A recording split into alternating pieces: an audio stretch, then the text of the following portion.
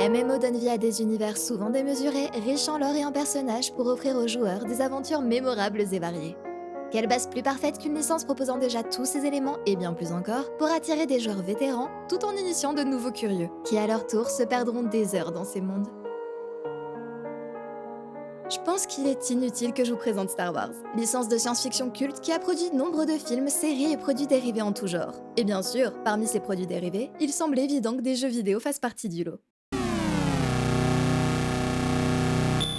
Lucasfilm Games voit donc le jour en 1982, en collaboration avec Atari qui était le seul studio disposant des droits en matière de jeux vidéo sur la licence Star Wars à l'époque. Et j'entends par là que pas même Lucasfilm Games n'avait ses droits. On doit donc attendre 1992 pour que le premier jeu Star Wars y soit développé.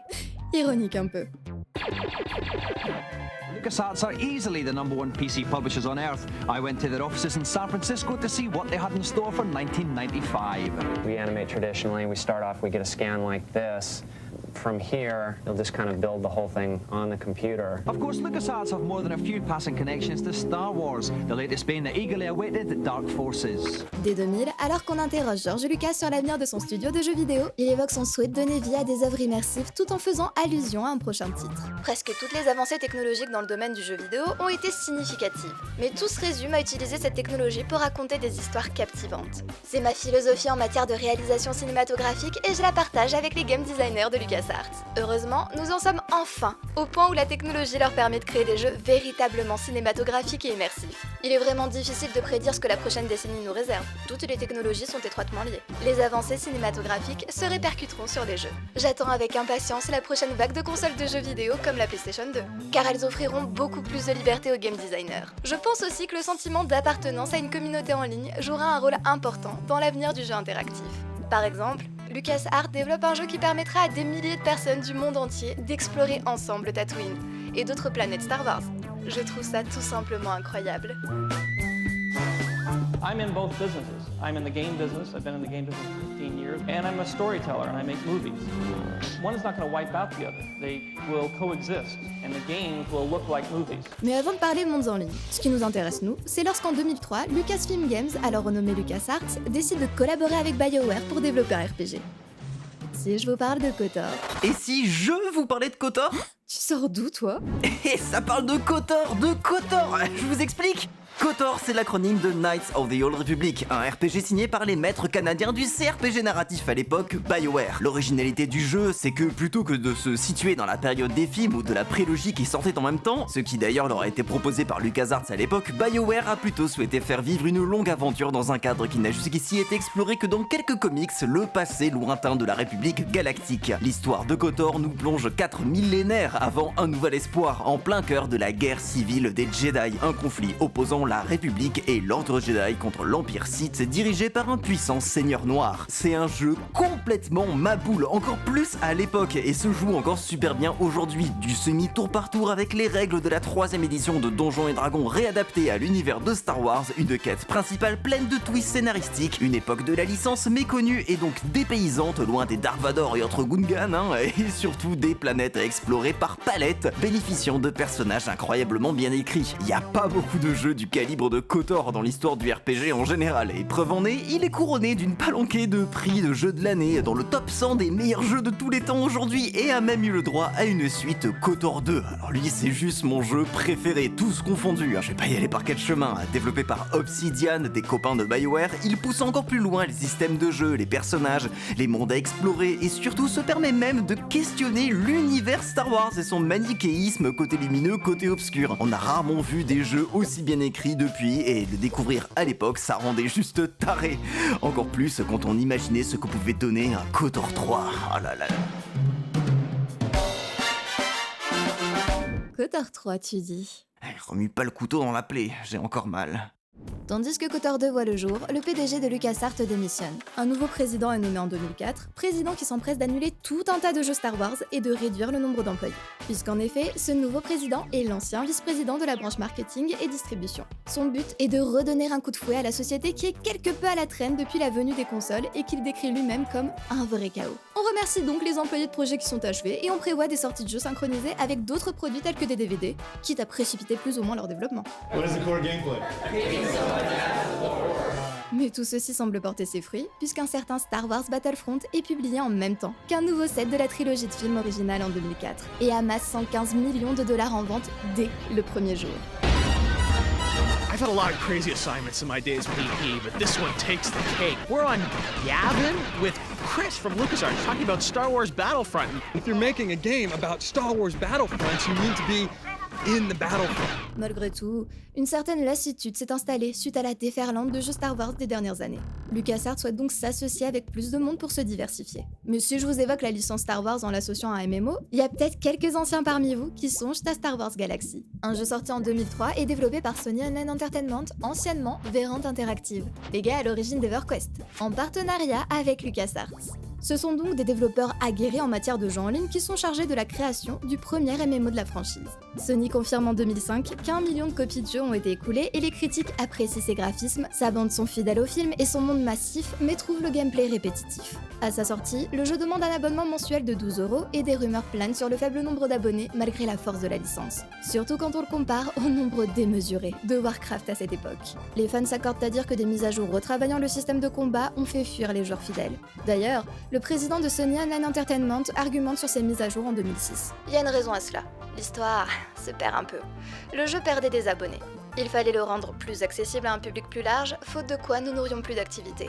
Mais du point de vue des joueurs, leurs retours ont été ignorés et une mise à jour non désirée leur a été imposée alors même que le jeu est parsemé de bugs et de contenu non achevé. This year, Star Wars Galaxies hit its milestone 5-year anniversary. All the while, we've kept a dialogue with our players, and that open dialogue has been critical to our success. Happy birthday, Star Wars Galaxies! En 2012, alors qu'il ne travaille plus chez Sony, John organise une FAQ Reddit au cours de laquelle on lui demande son avis sur les mises à jour controversées de Galaxies.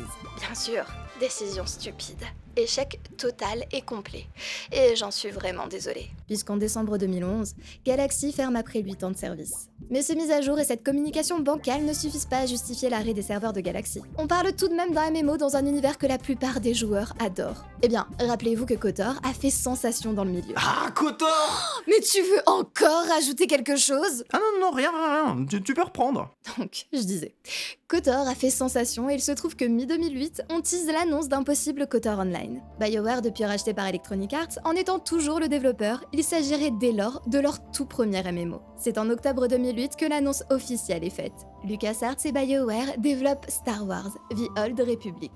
Le MMO prend place dans l'univers de KOTOR 300 ans après les événements de KOTOR 2. Star Wars The Old Republic présente une approche novatrice au divertissement interactif avec un scénario immersif, des combats dynamiques et une intelligence artificielle performante. Dans Star Wars The Old Republic, les joueurs exploreront la période se situant des milliers d'années avant l'avènement de Dark Vador, lorsque la guerre entre la Vieille République et l'Empire Sith divisa la galaxie. Les joueurs pourront choisir d'incarner un Jedi, un Sith et de nombreuses autres races présentes dans l'univers Star Wars, définissant ainsi leur propre histoire et déterminant leur chemin entre la lumière ou le pouvoir obscur de la Force. And unlike Knights of the Old Republic 1 and Knights of the Old Republic 2, this will take you to a place that's deeper and broader and introduce you to more characters than any of the other games ever created by both LucasArts and BioWare. On y évoque des compagnons capables de trahison en fonction des actions joueurs. Et on insiste sur l'importance de l'histoire, dans un MMO issu des studios LucasArts. And what we're doing is we're taking some of the best-of-breed features from other MMOs, exploration and combat progression. We're not losing any of those. Instead, what we're doing is we're adding a fourth pillar, the pillar of story and character. For the first time in an MMO, every one of your choices is going to matter. All your decisions will guide your path towards the light or the dark side. BioWare présente d'ailleurs le titre comme un jeu de rôle perpétuel. Comprenez par là qu'il représente KOTOR 3, mais aussi le 4e et 5e opus, et tous ceux qui auraient pu voir le jour. On a même assigné 12 à 20 écrivains au projet, soit le triple, comparé à KOTOR. Dis plutôt qu'ils ont complètement balancé KOTOR 2 à la poubelle pour faire leur propre truc. Outre que les fans de KOTOR comme moi attendions quand même le KOTOR 3 teasé à la fin du 2 et pas forcément un MMORPG. À force est de constater que dans le jeu, tout élément de lore issu du jeu d'Obsidian, envolé, plus là. Je m'appelle BioWare, KOTOR 2, jamais entendu parler. C'est pas comme si le second jeu avait des implications énormes sur l'état de l'univers Star Wars. À la fin, on laisse quand même l'ordre Jedi exsangue avec une dizaine de jeunes Jedi pour reprendre la relève. Dans le MMO, on commence avec des Jedi partout et une république quasi au top de sa forme. Les personnages principaux de KOTOR 1 et 2 sont censés être partis dans une ultime aventure épique. Et ben on règle ça dans un roman assez naze avec une conclusion toute moisie. Ouais, ça vaut pas un KOTOR 3, moi je vous dis. Ok, pardon. J'arrête de parler du Keyword. Tiens, t'as qu'à aller rejoindre Choco dans le salon. Je crois bien qu'ils se remettent les films. Que la fête commence. On va la laisser passer. Plutôt surprenant pour l'époque, quand on posait la question à James Holland, le directeur créatif, sur l'histoire centrée sur le joueur, il répond que les joueurs le souhaitant pourront évoluer seuls en s'appuyant sur leurs compagnons. De PNJ donc. Waouh, il vous aura pas fallu longtemps pour commencer à dépeupler Dromundkas. La route était longue.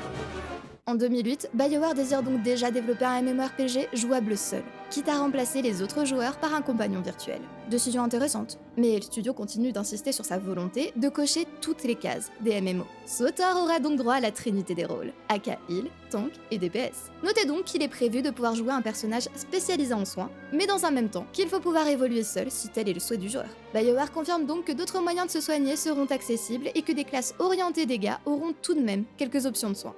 À vouloir plaire à tous les styles, j'ai tendance à croire qu'on finit par devenir bancal partout. À surveiller donc. On parle ensuite des quêtes du jeu qui seront strictement différentes en fonction du choix de faction. Un site ne croisera pas le même contenu qu'un Jedi, et ici, il est hors de question de faire dans les quêtes FedEx. Sont prévus des scénarios de classe au cours desquels on explore l'arc narratif de son héros, des quêtes mondiales réalisables en groupe ainsi que des arcs mondiaux, voire galactiques. Ajoutez à tout ceci des flashpoints qui sont des instances d'1 à 2 heures prévues pour un groupe de joueurs. Ok, laissez-moi fouiller un peu, voir de quel autre sujet cool on discutait au cours de ces annonces. Graphisme, question de taille. Les graphismes de Star Wars The Old Republic ne laissent pas indifférent. Jeff Dobson, directeur artistique du projet, s'en explique et revient notamment sur la taille des sabres laser. En réalisant des armes légèrement surdimensionnées, vous vous sentez cool d'avoir un flingue géant dans les mains. C'est donc ça le secret du succès d'un jeu? Des gros trucs entre vos batoons?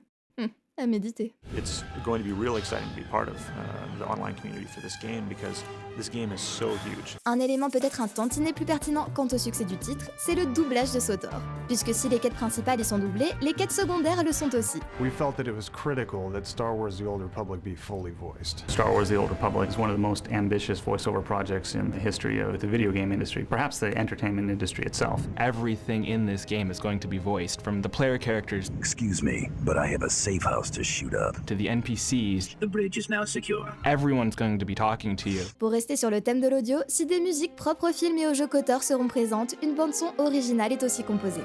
Game is shipping with 5.5 hours of original music.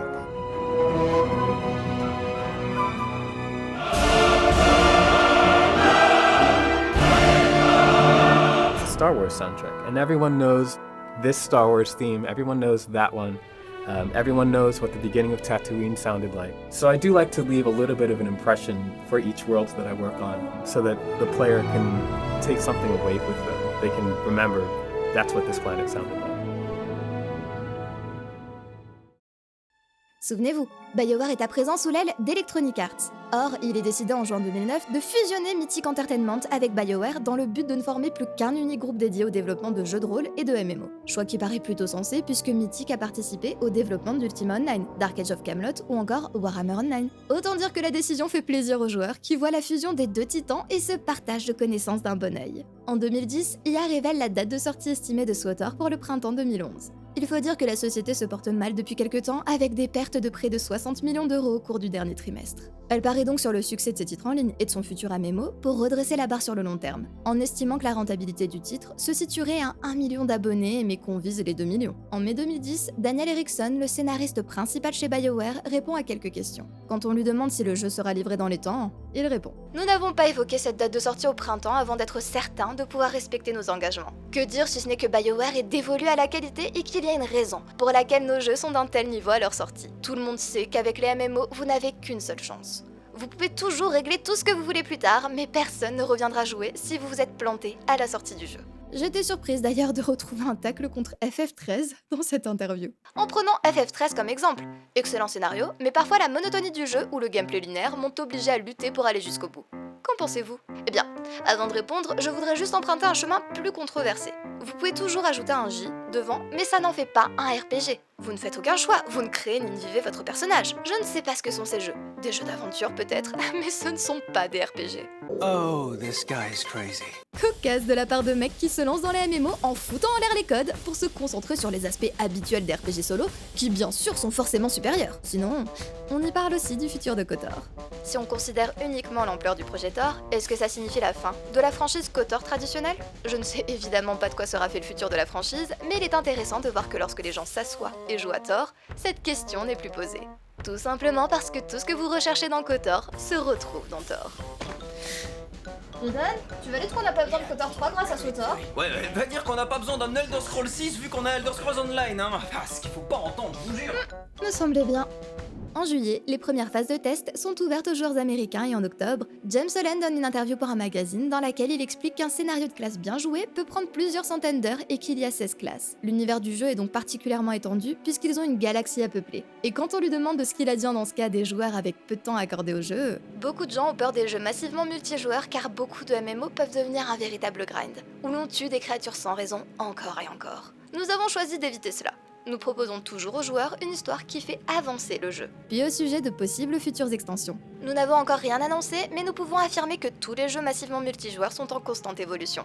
On les enrichit constamment car on veut que les joueurs puissent vivre avec les personnages pendant des années. Il faut ajouter de nouvelles quêtes et de nouvelles zones, et dans notre cas, de nouvelles planètes et de nouvelles histoires. Nous voulons que l'univers Star Wars perdure pendant des années, voire des décennies après sa sortie. SWTOR n'a toujours pas terminé ses phases de test, qu'on le cite déjà comme un concurrent redoutable en parlant du futur d'autres titres. Un des développeurs du MMO Champions Online, qui va passer free-to-play en novembre 2010, justifie cette décision par la pression exercée par WoW, qui a pompé tout l'oxygène du marché du MMO. Vous devez rivaliser avec World of Warcraft et théoriquement avec SWTOR. Ce sont vos compétiteurs. Et à moins que vous estimez que vos jeux sont aussi bons, voire meilleurs que ceux-ci, puisque vous devez aussi prendre en compte leur réputation, il est très peu probable qu'un grand nombre de joueurs, disons peut-être 200 000, acceptent de s'y abonner. Je ne vois personne pour le moment capable de les renverser. Vous devez soit avoir très gros, soit laisser tomber. Vous devez au minimum investir 50 millions dans votre produit et encore, c'est une proposition de base. Lorsque vous lancerez votre jeu, vous devrez rivaliser avec World of Warcraft tel qu'il était au lancement, mais aussi intégrer tout ce qui s'y est ajouté depuis. C'est vraiment très difficile. On est en plein dans la période de transition des MMO à abonnement vers des free-to-play. World of Warcraft a dominé le marché et prouvé que beaucoup d'argent pouvait s'y faire, mais la plupart de ses concurrents sont bien loin de réussir à lui voler des parts. Le PDG de Big Point, un développeur et éditeur allemand, est persuadé que même SWTOR n'est pas prêt d'y parvenir. À ce moment, on estime les coûts de développement du titre aux alentours des 100 millions de dollars. Avec les microtransactions et une durée de vie plus longue, je vois peut-être une opportunité pour ce jeu. Mais je ne pense pas qu'EA ou BioWare seront rentables avec ce jeu. Jamais. Quelques mois plus tard, c'est au PDG d'EA de s'exprimer sur le sujet. Il se dit confiant sur le retour de l'entreprise à la tête de l'industrie et compte beaucoup sur le modèle free-to-play pour ça. Selon lui, le modèle est préférable au pay-to-play, citant l'exemple de FIFA Ultimate Team qui a quadruplé ses revenus en proposant le jeu de base gratuitement. Comme le dit souvent le directeur de notre division Playfish, les jeux gratuits n'existent pas. On joue d'abord, on paie plus tard. Et c'est un modèle très convaincant. Mais il accorde tout de même quelques mots au sujet de SWTOR qui est toujours prévu comme un jeu à abonnement. On fonce droit vers World of Warcraft. On veut des parts de marché, on veut une position de leader. Je ne dis pas qu'on va évincer WoW, mais on va s'emparer d'une part importante de leur marché. D'une certaine manière, leur film est muet quand le nôtre est le premier parlant. En gros, leur MMO n'est pas doublé. Le nôtre est un MMO entièrement doublé et multilingue. Le PDG semble donc convaincu qu'appuyer l'aspect RPG des MMO est ce qui les mènera au succès. Et autant vous dire que les joueurs sont loin de comprendre ce qui peut lui passer par la tête. On cite justement WoW en argumentant que rares sont les joueurs à lire les quêtes. Donc les doublés n'apporteraient strictement rien à l'expérience. De plus, les joueurs de MMO sont-ils prêts à suivre des heures de cinématiques? LucasArts has provided a great deal of the voiceover work, the music work, the sound effects work, and that's been just absolutely awesome experience. Of course, there's a great deal of VO in this game. Being able to breathe life into these stories that BioWare has written with really talented actors and really talented voice directors has been a thrill. Bref. On s'interroge quant à l'idée d'incorporer les principes d'un RPG solo à la Dragon Age dans un MMO. En février 2011 a lieu la présentation du bilan trimestriel d'EA. On y confirme que le jeu sortira plus tard que prévu et le PDG affirme que 500 000 abonnés assuraient une rentabilité substantielle au MMORPG. EA estime d'ailleurs que WoW doit compter environ 6 millions d'abonnés en Occident pour 12 millions de joueurs de MMO au total. donc la moitié du marché. Selon eux, atteindre 1 million d'abonnés est dès lors raisonnable puisqu'ils sont en mesure de frapper durement les concurrents plus modestes et même d'attirer des non-joueurs via la licence Star Wars. Comprenez par là qu'on ne se sent pas de menacer Warcraft, mais qu'on s'estime confiant pour siphonner les joueurs d'autres MMO. Le PDG ose tout de même annoncer. Bien sûr, nous n'avons aucune ambition particulière quant au fait d'être le numéro 2. Nos ambitions sont plus grandes que ça. Mais nous ralentissons un peu quant à nos projections financières. Et figurez-vous que Blizzard a indirectement répondu. De leur point de vue, le succès de WoW repose en partie sur sa construction autour d'une franchise déjà aimée des joueurs. Selon eux, SWTOR dispose de cette même opportunité. Faire grandir le marché et impacter ainsi l'industrie tout entière. Blizzard espère donc que le jeu sera à la hauteur des attentes puisqu'il attirera de nouveaux joueurs dans la sphère des MMO et déterminera s'ils aiment ce genre de jeu ou non via cette expérience. Belle occasion d'attirer de nouveaux joueurs sur WoW donc. I hope when the game comes out and it starts to grow, we bring in people who haven't traditionally been fans of the MMOs as well as the hardcore MMO fans. The people come in who love Star Wars, who love role-playing games, who just love the idea of being out there and having this great big adventure, and they say, hey, I can get into this, I understand this, I always wanted to have my own Star Wars trilogy, and now I do. De toute manière, selon le PDG de Blizzard, EA ne gagnera rien grâce à son MMO. Tout retombera dans les poches de LucasArts, le titulaire de la licence. Ce qui fait pas mal jaser en attendant une date de sortie officielle, ce sont les coûts de production du titre. Si EA a déjà admis que SWTOR est le projet le plus cher de son histoire avec un budget de développement supérieur à 30 millions de dollars, aucun nombre exact n'a été officialisé. We want to make sure every time you go to a planet that you're getting kind of a new experience. You know, from the art side, that was always something that if you'll hear me talk about color being important, right? I think that's something that is very evocative for a player. It's just that initial burst is that you're getting a new sense of color. Mais vous vous souvenez peut-être qu'en 2011, Origin est apparue, la plateforme de distribution dédiée d'EA. On compte y proposer en exclusivité SWTOR. Pas de téléchargement via Steam et par conséquent, pas de publicité là-bas à la sortie. De plus, EA continue de rester vague au sujet de la date de sortie officielle, argumentant que révéler une date trop tôt laisserait l'opportunité à Blizzard de contre-attaquer en proposant une extension ou promotion à la même période.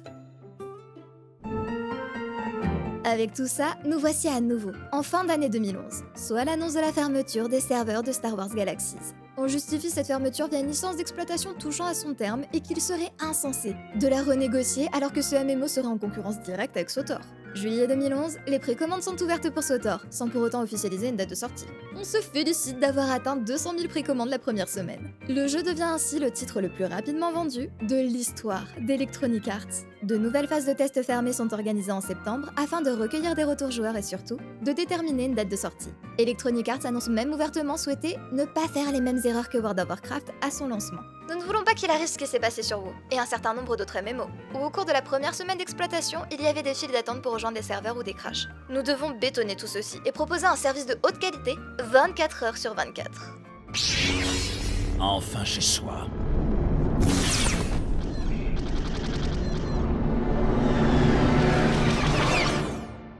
Et ça y est, la tant attendue date de sortie est révélée. What it means for me now that it's out is that I get to plan my vacation days, which is fantastic. SWTOR sort le 20 décembre aux US et le 22 en Europe, assorti d'un abonnement mensuel de 13 € par mois et de quelques jours d'accès anticipé pour les précommandes.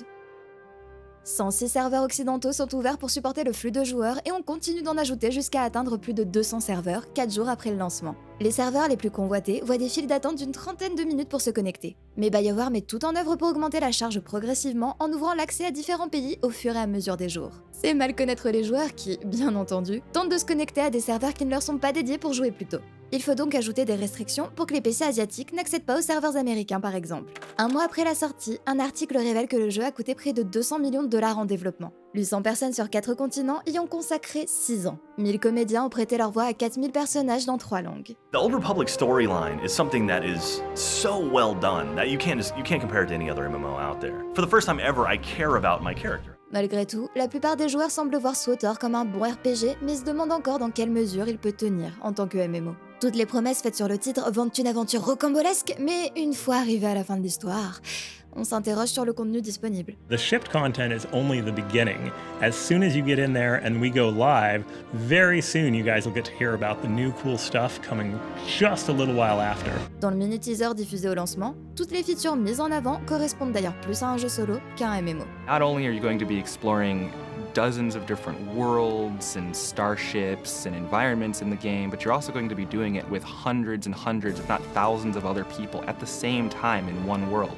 Le 2 février, on a le droit à quelques chiffres rassurants quant au futur. 2 millions de copies du jeu ont été vendues en Occident, dont 40% des ventes réalisées via Origin. Et surtout, 1,7 million de joueurs sont abonnés. Comptant dans ce nombre les joueurs bénéficiant encore du mois offert à l'achat. 1 million de joueurs uniques se connectent quotidiennement pour y jouer 4 heures par jour en moyenne. BioWare propose rapidement des périodes d'essai, que ce soit des week-ends gratuits ou des invitations envoyées à ses amis. Et au bout de 4 mois à peine, ils offrent carrément un mois d'abonnement à leurs abonnés. On commence alors sérieusement à s'interroger sur le succès du jeu pour déjà faire de tels cadeaux, et en même temps, une période d'essai permanente serait la bienvenue pour qu'un maximum d'intéressés puissent s'essayer au titre, avant de sauter le pas et de s'abonner. BioWare admet que 4 mois après la sortie, le pic de connexion simultanée est en baisse bien que le nombre d'abonnés se soit stabilisé. Tout est mis en œuvre pour attirer les joueurs sur les serveurs, pariant sur des événements uniques. D'autant que, selon leur dire, si le scénario plaît énormément, le PvP est lui aussi pris d'assaut par les joueurs. BioWare va même jusqu'à affirmer que le contenu PvP a le plus fort taux de participation de tous les MMO modernes AAA. D'où est-ce qu'ils tirent leur nombre pour affirmer ça ? Moi aussi, j'aimerais bien le savoir. Le fait est qu'au vu de l'engouement, de nombreuses ressources chez eux sont réallouées dans le développement du contenu joueur contre joueur, sans oublier le renforcement des équipes dédiées au PvE endgame. PvP is going to be a big focus for us. And then you start seeing all these familiar environments that you remember from the movies and you're like, I'm here. Parce que ouais, quand tu as des fans qui dévorent tes quêtes 6 heures par jour, le jeu paraît bien court. Ok. Donc ça, c'était le 2 mai 2012. Le 8, on a le droit à des chiffres. SWTOR a su garder 1,3 million d'abonnés, contre, on le rappelle, les 1,7 millions du premier mois. Mais souvenez-vous qu'un mois était offert avec l'achat du jeu, donc que là, on parle vraiment des joueurs qui ont choisi de se réabonner, ou de ceux qui ont acheté la boîte 4 mois plus tard. Bref, SWTOR est officiellement le second MMO le plus populaire en Occident, talonnant à bonne distance WoW. Compte rendu plutôt positif, donc 4 mois après la sortie officielle. 21 jours plus tard, on apprend que ça restructure les effectifs de SWTOR chez BioWare, tandis qu'il est prévu de fusionner des serveurs. En juillet, on met finalement en place un accès gratuit aux 15 premiers niveaux du jeu, histoire de faire tester le titre au plus grand nombre et tenter d'accrocher de nouveaux joueurs. Mais les mauvaises nouvelles reprennent le dessus puisque le 17, une nouvelle vague de licenciements touche BioWare, dont le producteur exécutif du jeu. Quelques jours plus tard, le PDG d'hier reconnaît que SWTOR a beau être un bon jeu, il est difficile de se démarquer au milieu des autres MMO qui, eux, sont free-to-play. Il est donc officialisé à la fin du mois que SWTOR va passer free-to-play. Plus précisément, on va passer sur un modèle freemium où une grande partie du jeu sera accessible sans payer, mais un abonnement permettra d'obtenir des avantages. De plus, il faudra toujours payer le jeu de base 13 €. Un peu étrange comme choix si le but est de donner envie au plus grand nombre. Surtout qu'il s'agit de pay-to-play quand tous s'accordent à dire que le futur, c'est le free-to-play. Ce qui s'est passé, c'est que nous avons lancé ce projet colossal avec l'énorme univers Star Wars et toute son envergure. Et qu'entre les prémices du projet et la sortie, le marché du MMO et du jeu en général a considérablement évolué. À l'époque, les modèles économiques étaient concentrés sur l'abonnement. Avec le recul, on se rend bien compte aujourd'hui que le monde a changé. 40% des joueurs affirment adorer le jeu mais ne se sentent pas de payer un abonnement car c'est pas dans leur état d'esprit. Un spécialiste en économie virtuelle propose quelques pistes sur ce qui, selon lui, a pu provoquer cette hémorragie de joueurs sur un projet si onéreux. Il envisage 3 axes. Un MMO se renouvelle via sa base de joueurs. Prenez un donjon. Si vous le terminez une première fois, vous avez vu la plupart de ce qu'il a à offrir. Jouer avec d'autres personnes vous permet de vivre de nouvelles expériences et d'aborder les mêmes situations de façon différente. Or, SWTOR se concentre surtout sur ses quêtes solo. Les autres joueurs influent peu au final sur votre aventure personnelle. Ensuite, on a le gameplay économique et commercial. Les MMO sont des jeux riches en interactions. Parmi elles, on peut parler du craft et du commerce qui permettent à certains joueurs d'atteindre un niveau de renommée sur leur serveur. Le spécialiste a suivi le cours de la valeur des crédits du jeu au regard de leur coût de vente en dollars et en 30 jours, la valeur des crédits de SWTOR avait baissé de 97%. L'argent du jeu n'avait aucune valeur réelle. Et enfin, le PvP. On en a parlé juste avant, SWTOR ne se voyait pas axé sur son gameplay joueur contre joueur et y a investi post-sortie. Or, une fois le contenu PvE épuisé, les joueurs se retrouvent habituellement au niveau du PvP, qui nécessite beaucoup moins de renouveau, puisque ce sont les joueurs eux-mêmes qui le font vivre.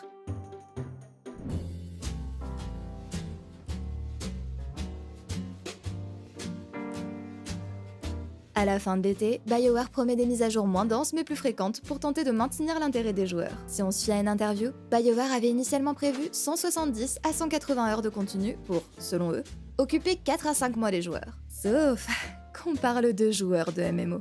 Les joueurs passaient 40 heures par semaine en ligne. Les plus assidus, jusqu'à 120. En 4 à 5 semaines, on avait soudainement près d'1 demi-million de joueurs au endgame. Au cours de la GDC Online de 2012, on met en exergue le contenu colossal qui a dû être rédigé pour SWTOR. 260 000 lignes de dialogue réparties entre 321 acteurs, ayant enregistré les répliques de 4094 personnages dans 17 studios d'enregistrement, au cours de 1600 sessions de travail, pour un total de plus de 275 heures de son. Et ce, uniquement pour la version anglaise. On évoque ensuite les contraintes imposées par un titre en ligne. Si dans un jeu solo, on peut assommer un joueur à l'issue d'un combat de boss et le faire se réveiller un an plus tard sur une autre planète, sur un MMO, c'est pas si évident. Autre point important, lorsque vous jouez à un MMO, il arrive que vous le fassiez en groupe.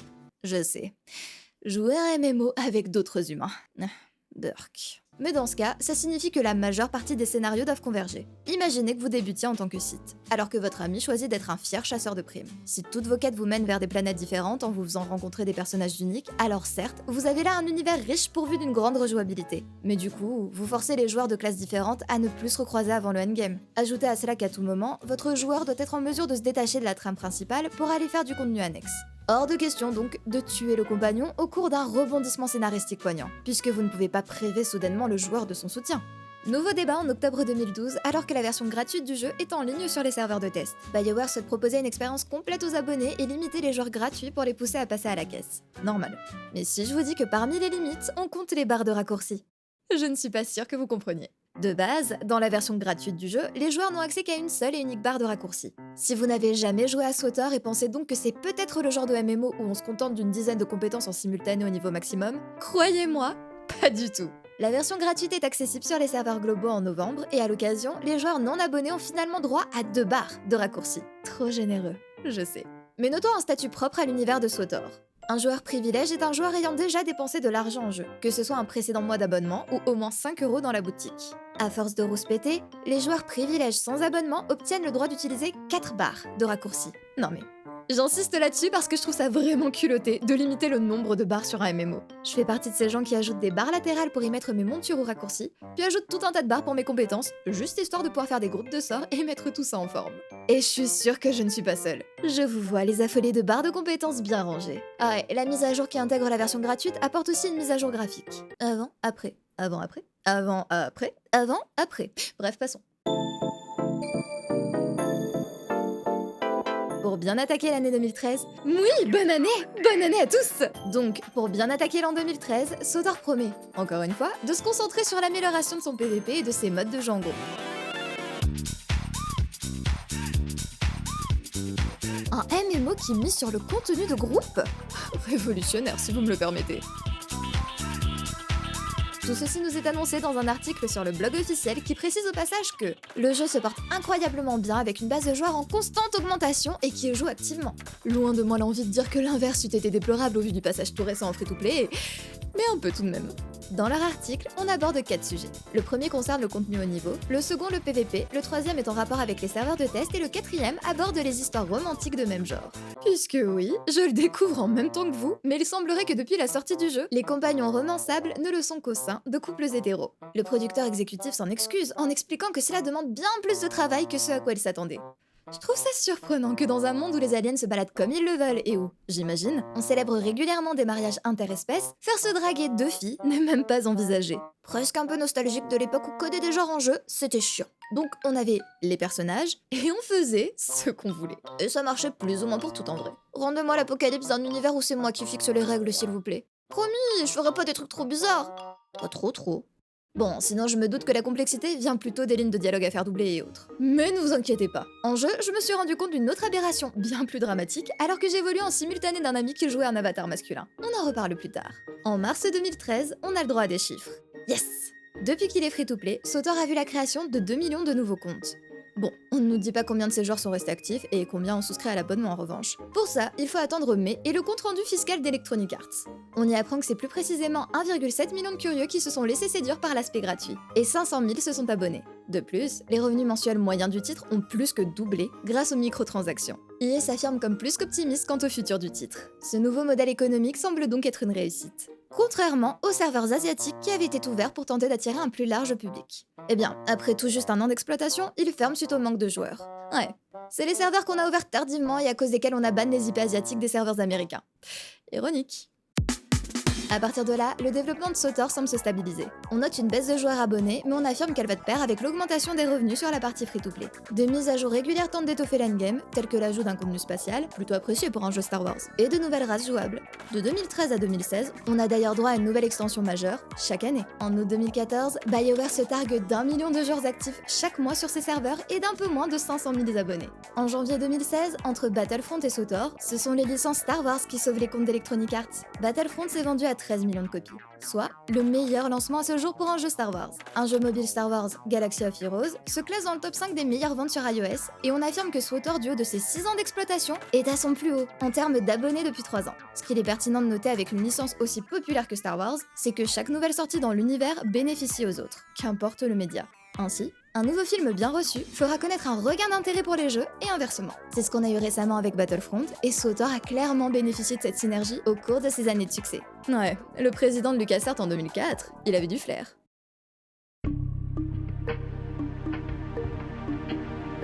En 2016 et 2017, on a encore droit à pas mal de mises à jour et de marketing autour du titre. Puis lentement, les articles s'espacent. Ce qui n'est jamais bon signe quant au cycle de vie d'un MMO. C'est ça qui est plutôt pratique avec les articles du CG Online. Quand on a 35 pages d'articles détaillant chaque mise à jour majeure ou communication du studio, mais qu'arrivé 2018, il ne nous reste que 2 pages, c'est plutôt évocateur quant à l'investissement dans la communication. En octobre 2017, on annonce une nouvelle fusion des serveurs. S'il en restait 17, on va passer à 5 serveurs pour réunir tous les joueurs peuplant encore l'univers. Quelques ex-joueurs s'étonnent d'ailleurs dans les commentaires de n'entendre plus parler du MMO ces dernières années. Beaucoup semblent admettre avoir apprécié le temps passé sur les serveurs jusqu'à ce que la lassitude ne s'installe et qu'ils ne migrent vers d'autres titres. Et fou à dire, mais certains vont même dire que le titre est devenu de plus en plus solo avec les mises à jour, n'incitant pas les joueurs à rester au-delà des histoires principales. Il faut attendre 2019 pour voir la 7ème extension de SWTOR, puis 2022 pour la 8ème. Je rappelle que la 6ème était parue en 2016. Le développement s'essouffle très clairement et on semble ne plus vouloir y allouer autant de ressources. En juin 2019, l'offre free-to-play est même renforcée. Croyez-le ou non, mais les joueurs sans abonnement vont avoir le droit à une barre de raccourcis supplémentaire. Oui, c'est toujours un sujet en 2019. En juillet 2020, SWTOR débarque enfin sur Steam, permettant à quelques curieux d'aller voir comment le MMO a évolué. Puis en juin 2023, on apprend qu'Electronic Arts souhaite transférer le jeu à Broadsword Online. EA affirme que l'avenir du titre reste prometteur, et qu'ils évaluent actuellement les moyens de donner au jeu et à l'équipe les meilleures chances de se développer et d'évoluer. Et franchement, au vu des mises à jour se faisant de plus en plus rares, d'un point de vue externe, je vois forcément ça comme une bonne idée de remettre la suite du développement à un studio spécialisé dans les jeux en ligne. Le studio est géré par d'anciens gars de chez Mythic et a déjà récupéré la gestion d'Ultima Online et d'Arcade of Camelot. Avec ce transfert, plus de la moitié des employés de BioWare Austin travaillant sur SWTOR rejoindraient Broadsword. Des joueurs s'indignent immédiatement en constatant que l'équipe dédiée au titre risque d'être réduite, et que si Ultima Online continue d'avoir des mises à jour, on parle à peine de maintenance pour Dark Age of Camelot. Mais SWTOR lui-même ne voit plus que de rares mises à jour ces dernières années. Ce transfert serait donc l'occasion d'un nouveau départ. Le transfert est officialisé à la fin du mois. EA restera l'éditeur du jeu et Broadsword sera responsable du développement. En tant que spectatrice externe qui n'a pas suivi chaque mise à jour, il m'est compliqué de juger du succès de ce changement de studio. Ce qu'on peut observer, c'est la régularité des mises à jour. Pour ceux qui ne se sont jamais intéressés au numéro de version de leur jeu ou logiciel, sachez que le premier numéro représente une version majeure et tout ce qui se trouve après le point est une version mineure. Une alpha par exemple évoluera en 0 point jusqu'à la sortie officielle en 1.0. Pour SWTOR, la dernière extension était Legacy of the Sith en février 2022. C'est donc la version 7.0 de SWTOR. Broadsword a récupéré le jeu à la 7.3 en décembre 2023. À ce jour, nous sommes à la 7.71. Sur la version Steam, on a des pics d'environ 6000 joueurs en soirée. Je me demandais si Origin existe toujours, mais on dirait que maintenant ça s'appelle The EA App. Sinon, vous avez aussi le launcher dédié. Sur Steam, des évaluations plutôt positives dernièrement et depuis sa sortie. Si jamais vous voulez explorer avec moi d'autres MMO, abonnez-vous et partagez la vidéo pour ne pas rater nos prochaines aventures. Donc, ça vous dit de découvrir le MMO Star Wars qui a voulu révolutionner le genre?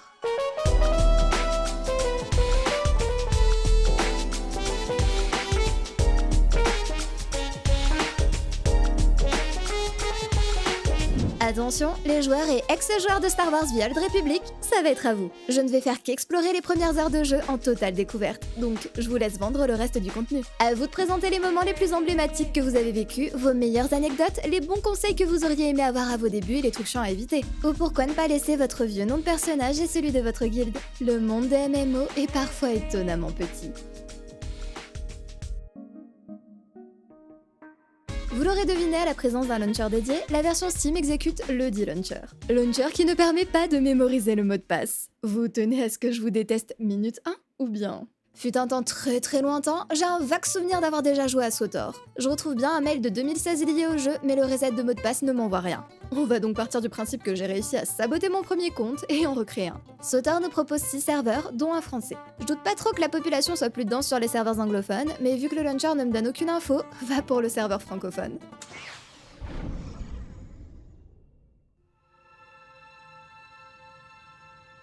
Ah oui, si comme moi vous vous dites que le jeu doit charger quelque chose... Non, un ami qui a lancé le jeu quelques jours après a eu le même bug. Donc on fait cracher tout ça et on relance rapidement. Cocasse, comme première arrivée en jeu. Voici le vrai premier écran. En tant que bouseux, ne disposant pas d'extension ou d'abonnement, pas de choix. Nous ne serons qu'un pauvre personnage de niveau 1. De la même manière que WoW, SWTOR repose sur un système de factions. Vous pouvez être du côté des gentils de la République ou des méchants de l'Empire. Un post Reddit qui a déjà 5 ans m'apprend que les joueurs de factions opposées ne peuvent se retrouver que dans les zones PVP. Donc si vous comptez jouer avec des amis, accordez-vous pour partir du même côté. Inutile Et waouh, j'ai rédigé la partie sur le développement après avoir joué. Donc je vous laisse imaginer ma surprise en entendant un doublage français. Les classes des factions fonctionnent en miroir. Vous avez 4 classes de chaque côté qui se jouent relativement pareil. Côté Empire, on aura donc les guerriers et inquisiteurs Sith, les chasseurs de primes et agents impériaux. Côté République, les chevaliers et consulaires Jedi, les soldats et contrebandiers. Vous pouvez ensuite choisir un style de combat qui définit votre rôle dans un groupe. Ici par exemple, la sorcière peut soigner des pièces à distance, alors que le maraudeur se concentre sur les dégâts de mêlée. Vous pouvez donc choisir de manier un énorme canon et de pratiquer les arts de la médecine. Devinez quelle classe j'ai choisie? Une fois sa classe et son style décidés, vous voilà face au choix de l'espèce. Cela normalement que tous les fans de Star Wars s'enthousiasment et là que les non-fans comme moi commencent par se demander pourquoi on a le droit qu'aux humains ou démons à cornes. Avant de se dire que vraiment, les non-fans ne sont même pas envisagés puisque vous remarquerez que le nom des races n'est indiqué nulle part. Si vous voulez connaître le nom de la race des démons rouges là, pour trouver un nom RP, il va falloir googler ou auto-générer le nom. Mais bon, c'est pas le problème. Le jeu ne juge pas bon de le préciser, mais selon le wiki, pour jouer les autres races, il faut être abonné ou même les acheter pour certaines. Et le wiki inclut un tableau pas très lisible sur quelle race peut jouer quelle classe, avec ou sans achat. Bon, de toute manière, on va rester sur les gratuites, hein. On a le droit aux humains, cyborgs ou zabrak. A noter qu'a priori, les espèces sont uniquement cosmétiques. Aucun bonus racial si vous jouez un Sith démon rouge à cornes. Un des points que j'ai pas mal vu remonter dans les premières critiques du jeu, c'est le faible nombre de races jouables. J'imagine que la plupart ont été ajoutées au fil du temps, mais beaucoup se plaignaient de modèles aliens présents dans le jeu alors qu'ils ne sont pas jouables. Il faut tout de même noter qu'ajouter une race au roster, ça veut dire prévoir toutes les animations déjà créées pour les autres et adapter les armures. Après, il reste la solution à la FF14 de dire « Non, t'as choisi d'être un gros chat, donc t'auras pas de chapeau et c'est tout !» Mais les fans n'aiment pas trop en général. Silence! Silence, chien! Aussi, certains aliens ne parlent pas la... Comment vous appelez ça? La langue commune? Donc, je me vois mal faire 100 heures de dialogue en écoutant un Wookie.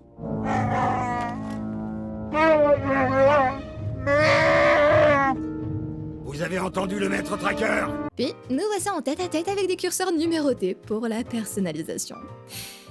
Ouais. Mention spéciale au curseur du teint, qui intègre aussi les sourcils et le maquillage. Juste pour la nostalgie, je tiens à faire remarquer qu'avant, nos personnages étaient mis en scène dans un environnement spécifique. Je sais pas pourquoi ils ont tendance à aseptiser les menus en tentant de moderniser les jeux à chaque fois. Avant, c'était plus chaud. Une fois notre avatar achevé, nous voici plongés dans le monde de Star Wars, The Old Republic.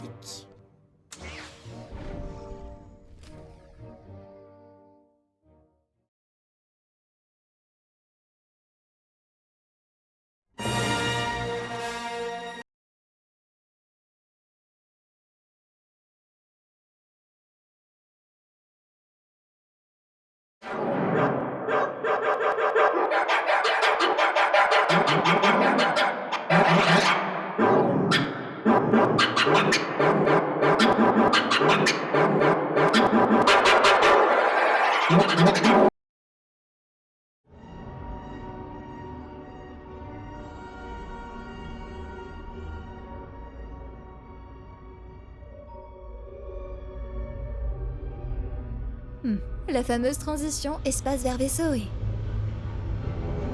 plan de caméra. Ça, j'adore. Les chasseurs de primes et les soldats débutent sur Utah, et je vais éviter de plus m'arrêter sur l'univers ou le lore des races parce que sinon je sais que je vais raconter des bêtises et que j'aurai tous les fans mécontents en commentaire. Donc soyez sympa avec la petite nouvelle qui fait du mieux qu'elle le peut pour comprendre où elle a mis les pieds, d'accord?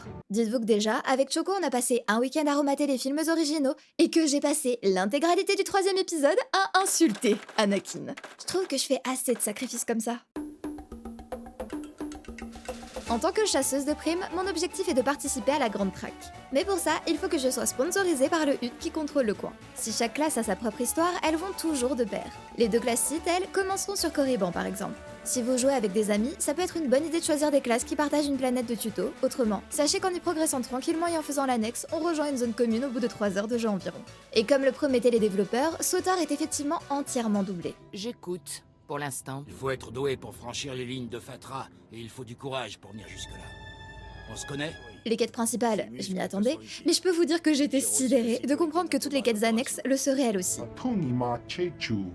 Comment une crapule comme vous ose-t-elle me parler sur ce ton? Je ne sais pas ce qui se passe ici, mais ça sent l'arnaque. Je ne m'intéresse pas aux affaires sites. Aussitôt sorti de mon premier dialogue, mon écran est pris d'assaut par une sorte de Battle Pass. Vous remarquerez aussi le point d'interrogation en bas de l'écran qui est là pour ouvrir la fenêtre de tuto.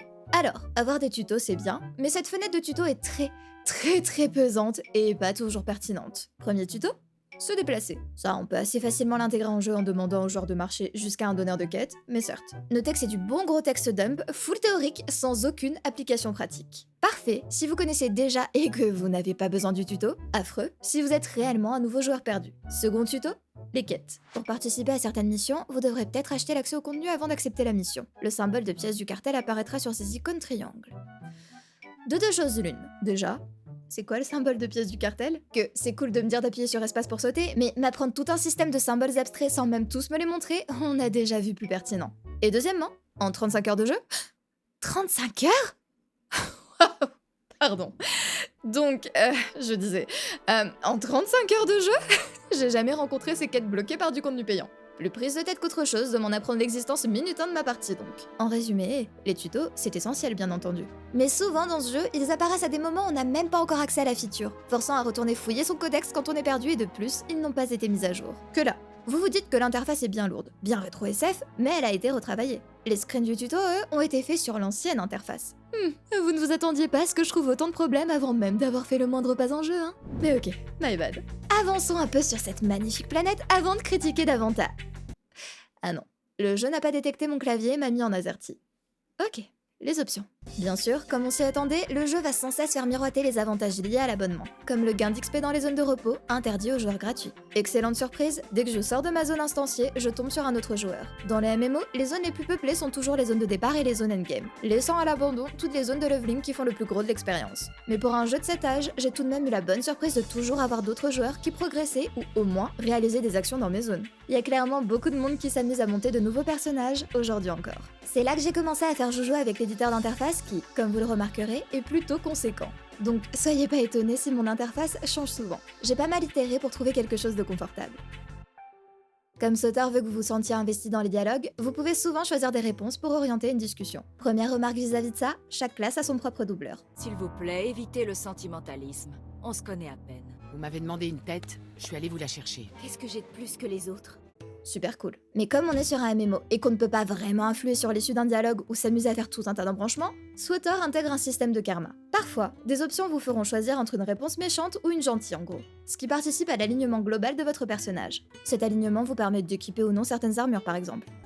J'ai découvert que j'aimais bien tuer des méchants, par paquet. Vex peut te dégommer les oreilles si vite que tu t'entendrais même pas crier.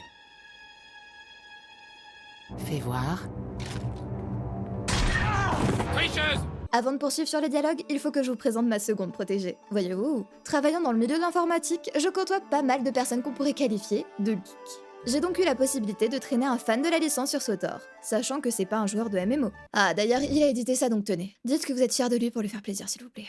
Minute 1 de son enregistrement, il a situé l'action par rapport au film en me citant des événements historiques et autres. De toute façon, je crois que ça se passe dans le lore, ça se passe genre des milliers d'années avant les Skywalker, donc... Alors là, c'est pas que j'en ai aucune idée, mais j'en ai aucune idée.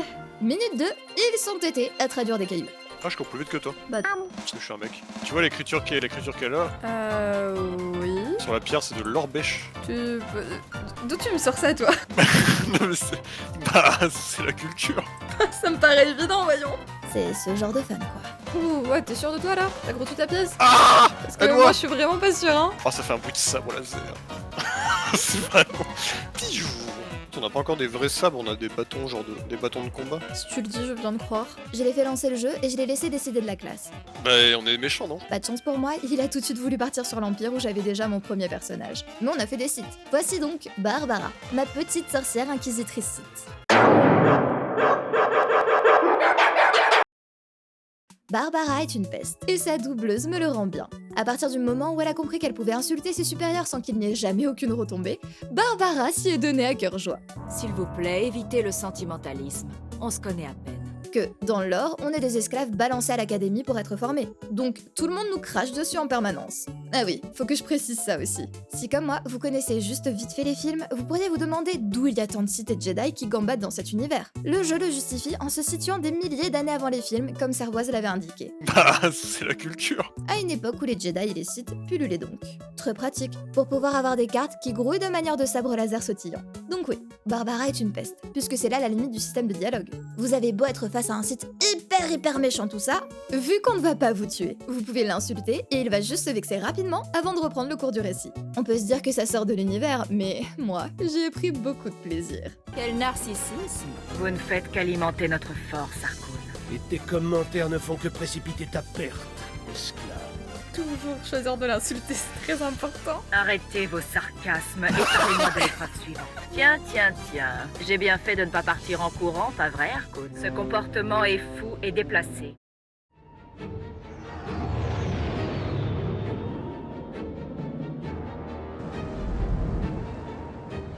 Et voici Utah. Ok, je pense que vous vous en doutez, mais lorsque vous explorez une planète, vous n'accédez qu'à une zone réduite. Là, c'est la carte de tout ce qui est disponible, sachant qu'il y a des grottes et des bâtiments à y additionner. Il n'y a pas non plus une centaine de planètes à explorer, mais chacune a une ambiance et une colorimétrie qui lui sont propres, les rendant distinguables.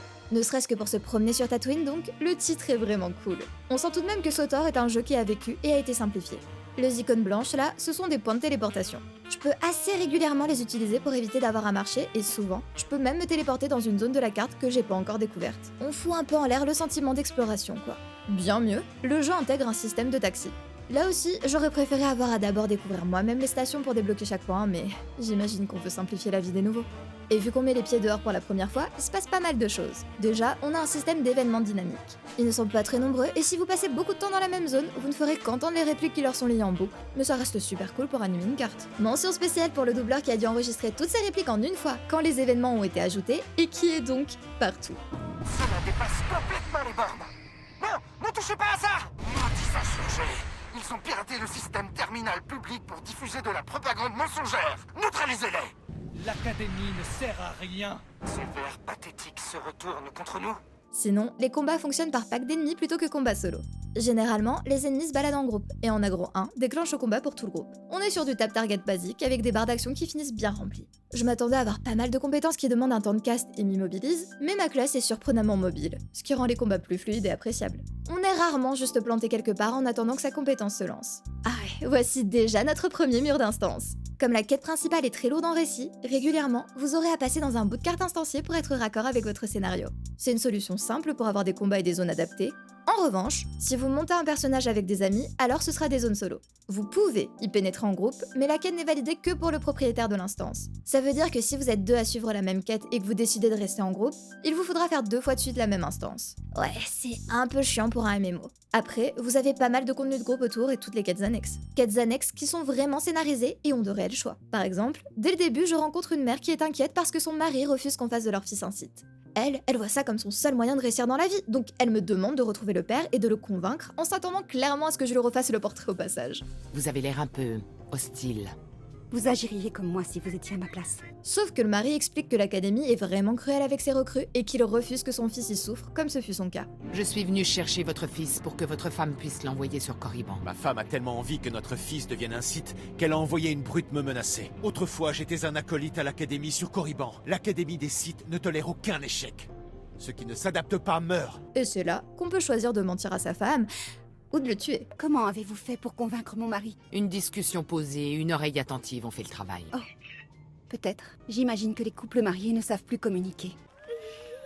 Dans une autre ville, une famille me demande de les sauver en leur ramenant quelque chose qui est pour revendre. Sauf que le garde sur place m'apprend que si je pars avec ces marchandises, sa famille à lui sera tuée. Ça me fait sortir le gros vocabulaire. Genre, j'ai écrit manichéen sur mon carnet. Je vais pas vous les spoiler puisque ça arrive en dehors de la planète du prologue, et que je préfère laisser la surprise à ceux qui n'ont pas encore lancé SWTOR, mais il y a vraiment tout un tas de quêtes annexes super cool, que ce soit parce qu'elles sont drôles ou encore dramatiques. Comment? Tu lui demandes de me tuer? Plus tard dans le jeu, on reçoit même une lettre du père du gamin Future Sith qui nous remercie de les avoir laissés partir. Franchement propre. Petit aparté puisqu'elle m'offre généreusement un pantalon, l'inventaire est minuscule. Mais les meilleures pièces d'équipement sont très clairement indiquées au moins et il y a de la comparaison d'équipements. Autre que les quêtes annexes, vous avez aussi des missions héroïques journalières. Le 2+ dans leur nom indique qu'un groupe de 2 joueurs ou plus est recommandé. Du coup, c'est du contenu un peu plus difficile mais faisable en solo si vous prenez le temps et surtout, c'est le meilleur moyen de s'équiper puisqu'elle récompense via des pièces d'armure. Si vous avez l'impression d'être en retard sur votre équipement, vu que la quête principale en donne rarement, n'hésitez pas à prendre quelques heures pour farm de l'héroïque donc. Même si vous vous retrouvez submergé par des ennemis, il y a une option pour appeler une sonde médicale qui vous ranime sur place. Plus vous l'utilisez, et plus elle a un cooldown élevé. Au pire, vous aurez qu'à ressusciter au centre médical. De retour auprès de mes camarades, je découvre que tout le monde a été tué, sauf Mako. C'est un de nos concurrents pour la grande track qui a voulu se simplifier la compétition. Je t'attendais innocemment. Mention spéciale à mon personnage qui est pleine de tact en proposant de laisser pourrir les cadavres vu qu'on n'a pas le temps. La grande track devient donc une affaire de vengeance pour Mako dont on a éliminé la famille. On ne cessera d'arpenter la galaxie jusqu'à ce que Taroblood ne soit... Ou jusqu'à ce qu'une proposition d'abonnement ne prenne tout mon écran. Très bien le jeu, j'ai compris.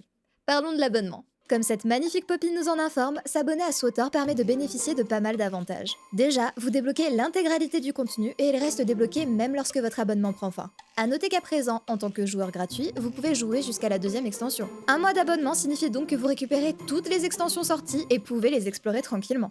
Modèle économique très cool.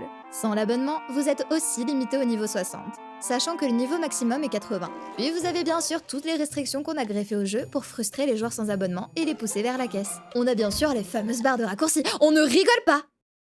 Malotru. On monte de niveau moins vite et limité en crédit et on ne peut pas non plus s'équiper des meilleures armures qu'on loot. Mais ça, on en reparle plus tard.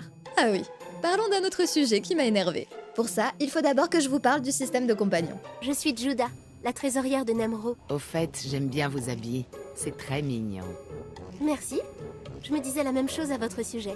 Dans SWTOR, un compagnon peut vous accompagner lors de vos aventures. C'est un personnage non-joueur qui dispose de sa propre histoire et dont vous pouvez choisir le rôle en fonction du contexte. C'est clairement un moyen supplémentaire de simplifier le jeu solo, puisque ça signifie que vous pouvez avoir votre DPS ou île dédiée pour vous épauler. Ils apportent aussi un peu de lore, puisque parfois, ils commentent l'environnement. Vise un peu la taille de cette statue. Il devait avoir une armée à construire.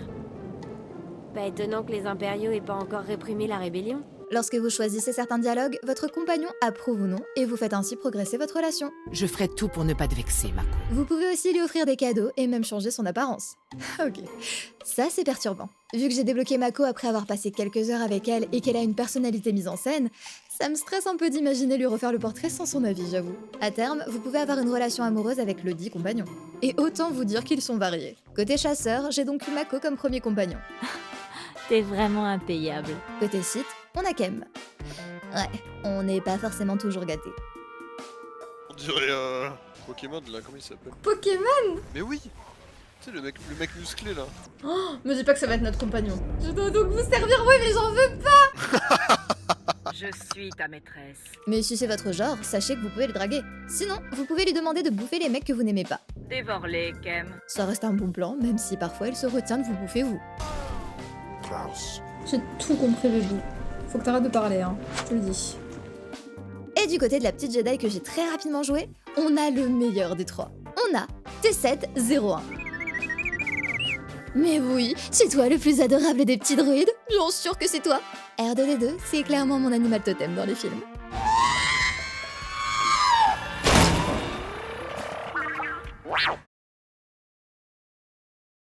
Oh non, je préfère pas savoir. Laissez-moi dans l'ignorance, merci. Et toi, Fouille, c'est qui ton compagnon préféré? Mon compagnon préféré?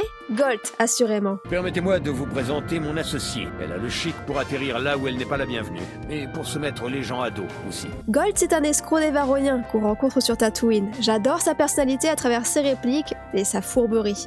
All this emotion is making me thirsty.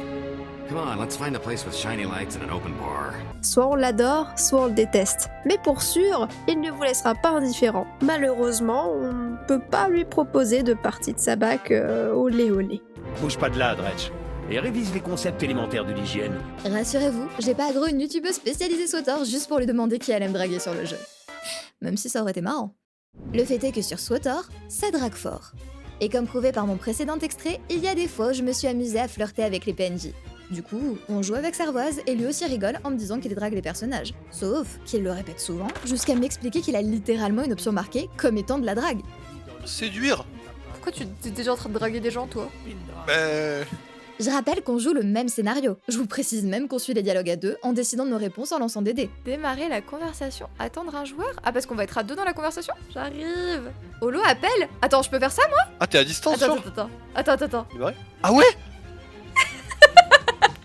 Mais lui, dans ses scénarios solo, a des choix de séduction alors que moi, aucun. Et c'est donc comme ça qu'on découvre que les avatars masculins dans SWTOR ont beaucoup plus de choix liés à la séduction que les avatars féminins. Sachez que je suis outrée, mais que je continuerai à draguer de façon non officielle Judas. Venez par là, j'ai quelque chose à vous montrer. J'espérais que vous me diriez ça. Entre femmes, c'est normal de se faciliter le boulot. J'adore les nouveaux jouets. Pour tous ceux qui affirment, à raison, que le endgame sur la MMO repose sur la garde-robe, sachez qu'il y a de la transmo sur SWTOR. N'hésitez d'ailleurs pas à le faire tôt, puisque même en changeant de pièce d'équipement, vous conservez votre apparence de transmo. Ah, c'est bon, c'est pas parce qu'on doit venger ton mentor que j'ai pas le droit à une pause shopping. En tant que non-abonné, vous êtes juste puni de masquage de casque. Donc, au pire, trouvez quelque chose de discret. Fouille, c'est quoi ton armure préférée? Wow, j'en ai plusieurs. Je suis vraiment une grosse fashion victime sur le jeu. Mais j'adore le buste du voyou fringant avec une teinture jaune et sombre qui rappelle plus ou moins les tenues chic de Lando Calrissian. La classe, non? Non, mais c'est totalement validé. Niveau 10, j'ai gagné le droit d'en savoir plus au sujet du PVP. Alors, clairement, personnellement, ça ne m'intéresse pas. Mais ça m'a tout de même fait découvrir le menu de recherche de groupe. Notez d'ailleurs que le tuto parle de sélectionner son rôle. Vous pouvez néanmoins constater que je suis loqué DPS. Je sais pas trop si c'est dû à mon niveau pour le coup. Mais c'est là que je me suis souvenu avoir lu que des instances avaient été simplifiées pour être réalisables via des groupes de DPS sans aucun heal. Ce dont je suis sûre, c'est que le site officiel de SWTOR n'est pas tenu à jour puisqu'il y est indiqué que les soulèvements ne sont débloqués qu'au niveau maximum. Les simplifications ont été faites pour s'adapter au fil de recharge de groupe. Il y a très peu de joueurs tank ou heal sur le jeu et une majorité de joueurs DPS. Donc ça bloquait pour la recharge de groupe ou bien ça rendait la ZL plus difficile. À la place, des consoles ont été placées au niveau des boss afin de remplacer donc le rôle du heal et ça marche très bien. Il y en a parfois pas besoin. Donc quelque part, c'est une très bonne chose pour la recharge de groupe pour les joueurs qui veulent progresser sans contrainte. Pour ceux qui recherchent le défi, il y a les opérations. Je vous avais dit qu'on n'était pas là juste pour une soirée ragot entre filles. 2 secondes. Je vais me resservir un chocolat chaud. Bon, dans l'immédiat, je veux juste voir si je peux participer à un contenu de groupe, donc je tag en soulèvement et... Waouh, c'est instantané. Du coup, je débarque dans une instance couloir où je suis lâchée au milieu des affrontements sans strictement rien comprendre à ce qui se passe. Le jeu m'a scale up niveau 80 pour l'occasion, mais j'ai toujours que lu compétences dans mes barres. Je me suis donc 100% fait carry. Genre, même morte, je gagne une tonne d'expérience. Ce que j'en ai retenu surtout, c'est qu'on peut certainement acheter des animations de repos cool. Par défaut, chaque classe a une compétence pour régénérer sa vie hors combat. Bah ouais. Ici, on n'est pas comme ces bouseux des MMORPG fantasy. On ne pose pas son popotin dans la gadoue en attendant que sa vie remonte. Ma chasseuse fait des pip pip boop sur son arme, ma site fait les 100 pas en pétillant rouge. Les joueurs haut niveau, eux, ils font ça. Pas tous le même nombre d'heures de jeu sur le compte. C'est flagrant. À l'issue de cette fabuleuse run dont je n'ai décidément toujours rien compris, j'avais gagné quasi 4 niveaux et le jeu a dû me scale down pour ma zone de PEX. Ah mais quand je vous dis que c'est rentable. J'ai donc fréquemment réitéré l'opération pour abuser des joueurs au niveau et j'ai tenté d'y traîner Servoise quand on en a eu l'occasion. Ça s'est affreusement mal passé. En gros, on était groupés avec un seul autre niveau 80 et sinon, il y avait nous niveau 13 et un autre joueur niveau 38. Le jeu scale up, ok. Mais il ne scale pas de façon équilibrée. Avec une équipe niveau 80 et bien équipée, vous allez rouler sur tout. Avec un groupe de nouveaux joueurs au contraire, les ennemis vont être quasi invincibles. Mais, petit conseil pour vous, si vous voulez tenter ce contenu bas niveau. Déjà, faites-vous un onglet chat custom pour n'y afficher que les discussions de joueurs. Celui par défaut dégueule de message système et n'importe quel message de vos partenaires se retrouvera enseveli avant même que vous n'ayez aperçu sa couleur. Pour ça, SWTOR, vous pourriez être sympa et permettre d'afficher les messages de ses partenaires en pop-up au-dessus de leur avatar. Ce serait bien plus clair et ça éviterait aux nouveaux d'ignorer sans même le savoir les autres. Ensuite, comme l'avait précisé Fouille, sachez qu'il y a des sondes de soins dans les zones de boss. Cliquez sur l'une d'elles, heal tous les membres du groupe. D'ailleurs, lorsque quelqu'un vous heal, son nom est affiché en vert au-dessus de vous. Super cool pour savoir qui remercier. Voilà, c'est cadeau. Autre point que j'ai noté, la musique s'adapte à la situation. C'est pas toujours évident puisque la transition est parfois très progressive, mais vous allez avoir une musique victorieuse en sortant d'un combat important, ou une musique légère et sautillante pour une quête farfelue. Je vais te tuer.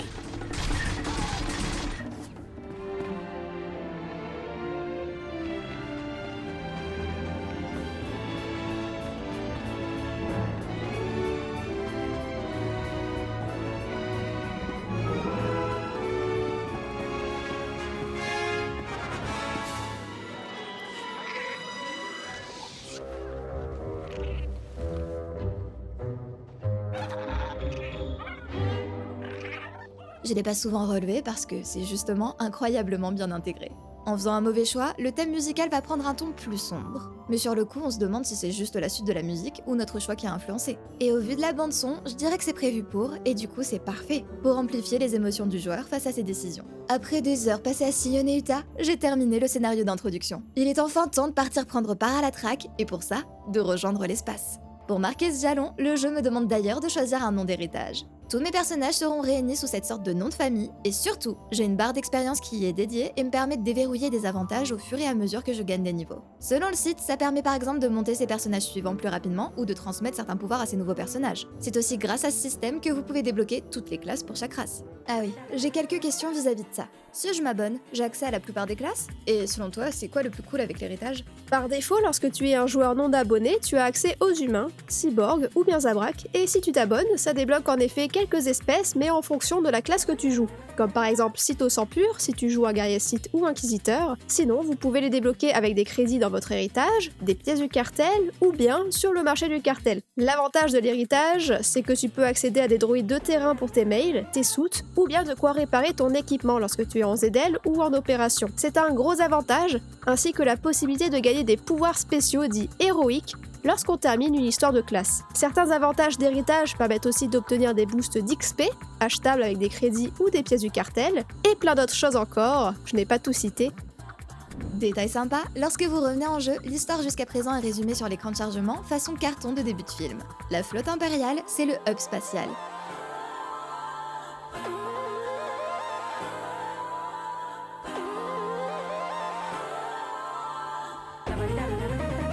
Vous y retrouvez tout un tas de boutiques, des navettes pour les différentes planètes ainsi qu'un accès à votre banque. Enfin ça, c'est si vous payez. Et c'est en me dirigeant vers la navette pour Dromund Kaas que j'ai découvert ma première zone litigieuse. Ça, c'est giga cool.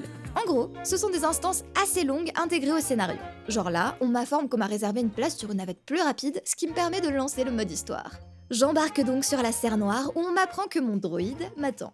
Ravi de vous avoir à bord. Je suis le lieutenant Silas, commandant en second de la Serre Noire. En attendant, votre droïde se trouve dans la salle de conférence. Nous l'avons récupéré avec les surclassés de Geonosis. Désolé, je ne vois pas de quel droïde vous parlez. Bonjour, je suis l'unité protocolaire avancée NR-02. J'ai pour vous un message urgent de la part de mon maître. Il est là pour me mettre en relation avec le petit Ricus qui est le genre de gars qui aime étaler ses titres. Je suis commandant de la 5e flotte, second du ministre de la guerre, et mon titre préféré, le célèbre boucher de Coruscant. Charmant. On me demande d'intercepter un vaisseau de la République et d'y capturer et éliminer un passager. Sauf que le commandant de mon vaisseau est pas giga chaud à l'idée de poursuivre un vaisseau ennemi et que j'ai même interdiction d'aller lui parler. Sortez les blasters! Attaque! Attaque! Du coup, on se ferait un chemin en dézinguant nos alliés sur notre propre vaisseau. Tout est sous contrôle. Je ne suis tout de même pas un monstre. Une fois face au capitaine, j'ordonne qu'on porte secours aux blessés. Ouais, les gars que je viens de blesser. Le capitaine trouve la mission bien trop risquée et c'est pour ça qu'il s'y oppose. En tant que personne tout à fait pacifiste, et peut-être aussi parce qu'autrement Mako passe sa vie à désapprouver tous mes choix, je les convainc de m'aider à attaquer le vaisseau adverse. C'est ça qui est super cool avec les zones litigieuses. Ce sont des instances dans lesquelles vos décisions ont un impact. J'aurais pu laisser tout l'équipage se vider de son sang et retrouver une salle de commandement vide. Oh, et c'est au cours de cette instance que j'ai tué mon premier Jedi. Plus un pas.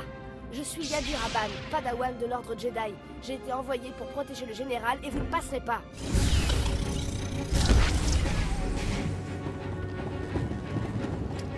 Je sais pas, je me sentais un peu sale. Je vous verrai sur la passerelle. Je vous réitère mes félicitations.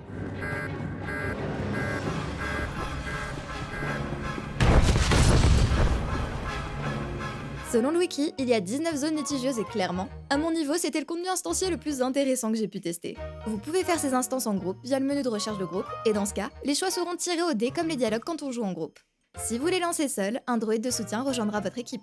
A noter qu'il n'est pas listé dans votre groupe, donc c'est chiant pour surveiller sa vie en revanche. Dans l'idée, j'aime bien pouvoir faire le mode histoire en solo pour prendre le temps de tout suivre, puis retourner en groupe pour farmer. Et vous vous souvenez quand j'ai parlé d'équipements que seuls les abonnés peuvent équiper? C'est ce que vous lootez en zone litigieuse. C'est du stuff bien meilleur que ce que vous avez, mais impossible de s'en équiper sans passer par la caisse. Quelle générosité de le laisser traîner dans mon inventaire pour me montrer ce que je rate, dites donc.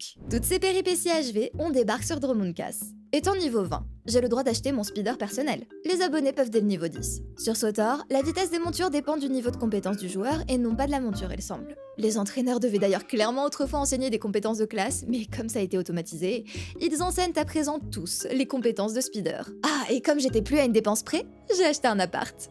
Oui. Du haut de mon porte-monnaie de joueuse niveau 20, je peux faire l'acquisition de mon propre appartement dans la capitale de l'Empire. L'immobilier est plus raisonnable dans la capitale des sites qu'en France en 2025. Notez juste que je peux l'utiliser comme une banque et que Mako est considéré comme un meuble. Voilà, on se sent déjà un peu chez soi. Oh là là, dis, il est très mignon ton appartement. Non mais... Perso, j'ai récemment investi dans un petit penthouse là en haut d'un immeuble en plein cœur du quartier rouge de Narshada, rien d'extravagant, et je me suis fait une petite boîte de nuit. Je te fais visiter vite fait, viens. Alors là, on a l'entrée, avec de quoi se dégourdir les jambes, s'hydrater au bar ou se poser. Plus loin, on a un bassin exclusivement réservé pour les danseurs, puis la salle principale avec la scène et la piste de danse, le grand bar pour les clients, un coin sabbat pour ceux qui veulent éventuellement perdre leur crédit, et mon bureau. Voilà. Je te sers un verre peut-être ?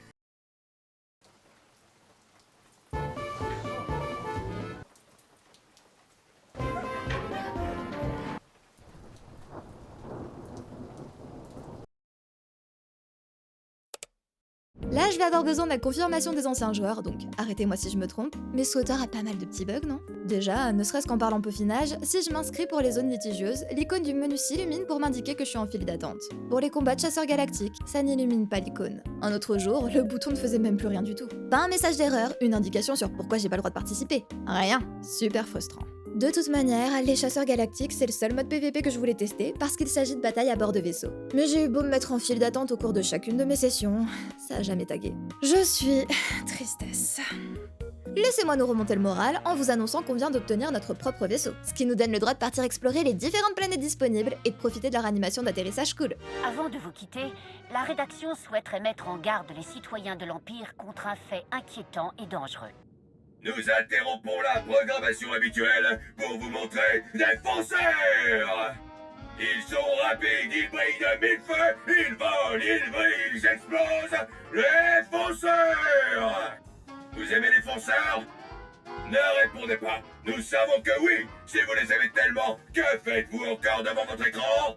Moins cool, est-ce qu'on peut avoir une option pour désactiver le chat en cinématique? Qu'actuellement, le chat se masque au lancement d'une cinématique, mais si quelqu'un envoie un message pendant ce temps, il se réaffiche et reste, jusqu'à la fin de la séquence. Ah, pas tip top. Veuillez nous excuser pour cette interruption. Que serait un MMO sans métier? C'est sympa, ça permet de proposer du contenu parallèle pas trop chiant à mettre en place, et ça maintient une économie interjoueur si on le lie à du craft. Sur SWTOR, on appelle ça des compétences d'équipage. Vous pouvez vous-même récolter des ressources ou demander à vos compagnons de le faire puisque vos mains à vous sont précieuses. D'ailleurs, vous pouvez aussi demander à vos compagnons d'aller vendre vos objets inutiles pour vous. Bien pratique si votre inventaire se retrouve plein au beau milieu d'une quête et que vous avez la flemme de retourner en ville pour trouver un vendeur. Je rentrerai pas plus dans les détails puisque j'avoue ne pas avoir ressenti le besoin ou l'envie de m'y intéresser pendant mes sessions. J'étais bien trop concentrée sur le fait d'insulter tout le monde dans la run de Barbara. Répondre du nerf, femme. Non, je suis une méchante, je vais combattre. Je vais me contenter de faire ce que je fais de mieux. Tuer et semer le chaos. C'est en finissant d'arpenter à fond ma seconde planète avec ma chasseuse que j'ai soudainement eu envie d'explorer la galaxie. J'ai mon propre vaisseau après tout, donc autant en profiter. Les cartes disponibles sont pas si nombreuses, mais il y a des environnements vraiment chouettes. Je pense que mes préférés, sans avoir vu le côté République, sont Narshada avec toutes ses lumières et voitures volantes, et Tatooine avec son bleu saturé et ses dunes de sable à perte de vue. Ils ont même réussi à reproduire Paris plage, regardez!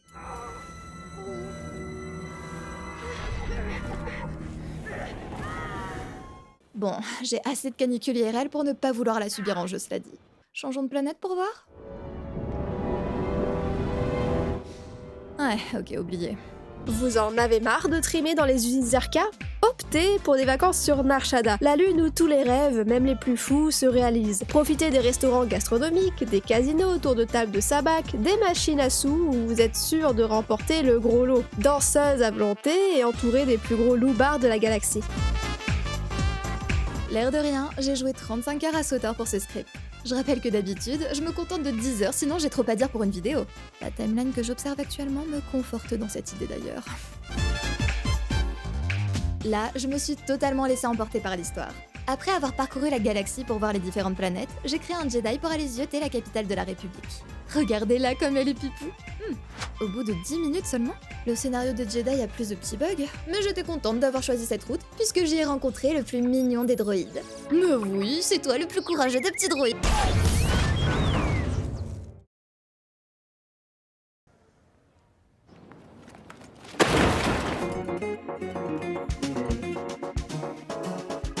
L'abonnement reste l'achat principal à mon sens sur SWTOR, mais allons tout de même faire un tour dans la boutique. Déjà, ici on utilise des pièces du cartel pour les achats, 450 pièces pour 5 € et 14 500 pour 100 €. En ouvrant la boutique, on atterrit sur cette page de recommandations avec des ventes flash pour appuyer sur l'urgence bien entendu. Vous pouvez donc vous offrir une monture à moitié prix pour 750 pièces, ou encore un skin complet pour 950. Hors promotion, on a un autre ensemble pour 2200 pièces ou de quoi décorer son intérieur façon Nar Shaddaa pour 2500. Que serait une boutique sans jeu de hasard? Je vous le demande. Vous pouvez même directement l'acheter par lot de 30. On retrouve aussi dans la boutique des options pour acheter des packs d'histoire. Mais du coup, c'est pas inclus dans ce qui est débloqué à vie en cas d'abonnement? Si, c'est inclus. Une fois que vous avez achevé votre histoire de classe, viennent alors les extensions d'histoire, sorte de DLC qui propulsent votre personnage sur la scène galactique et vous emmènent sur de nouvelles planètes inédites. En tant que non-abonné, vous avez accès aux 2 premières extensions. L'avènement du cartel des Hutt et l'ombre de Revan. Et oui, Jadon, nous aussi on a le droit à Revan. En revanche, si vous vous abonnez un mois, vous débloquez l'intégralité des extensions déjà sorties et à vie. C'est-à-dire qu'elles vous seront toujours accessibles même si vous n'êtes plus abonné. Donc ça vaut clairement le coup. Le chapitre achetable sur le marché du cartel que tu as vu doit être le chapitre dédié à HK55. C'est juste un bonus pour avoir le compagnon. Super, merci, c'est très clair. Bien sûr, on a de quoi étendre son inventaire et de quoi booster son compagnon. Il y a des armes à la vente, mais au vu des stats, ça semble clairement plus être là pour le skin que la puissance de feu. Sinon, vous avez des onglets en rapport avec les séries ou films du moment qui cartonnent. Pas idiot les marketeux. Pour 3200 pièces, de quoi booster un personnage niveau maximum. Ou des packs de boost d'expérience ou d'héritage. Du coup, la boutique est très fournie. On parle tout de même de 85 pages d'objets. Mais de ce que j'en ai vu, rien qui donne davantage en combat et les seuls boosts sont pour accélérer la progression dans les niveaux. Ça semble donc plutôt sain.